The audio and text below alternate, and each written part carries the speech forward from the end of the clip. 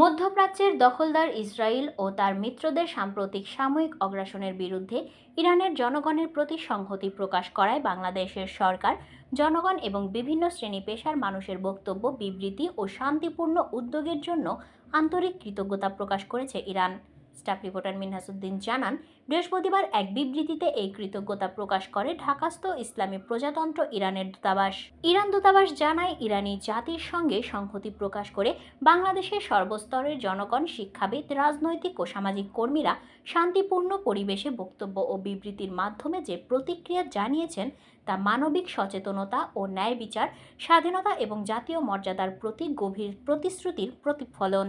বিবৃতিতে বলা হয়, ইরানের জনগণের প্রতিরোধ শুধু জাতীয় ইচ্ছাশক্তির প্রকাশ নয়, বরং সার্বভৌমত্ব রক্ষা ও আন্তর্জাতিক আইনের প্রতি সম্মান জানাতে এটি একটি বলিষ্ঠ বার্তা। ইরান দৃঢ়ভাবে বিশ্বাস করে, অগ্রাসনের বিরুদ্ধে প্রতিরোধ শুধু একটি বৈধ অধিকারই নয়, বরং একটি নৈতিক ও মানবিক দায়িত্ব।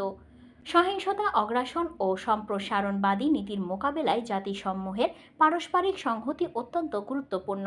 এই মূল্যবান সমর্থন ও সংহতি প্রকাশের জন্য বন্ধুপ্রীতম ও ভ্রাতৃপ্রীতম বাংলাদেশের জনগণের প্রতি আন্তরিক কৃতজ্ঞতা প্রকাশ করেছে ইরান।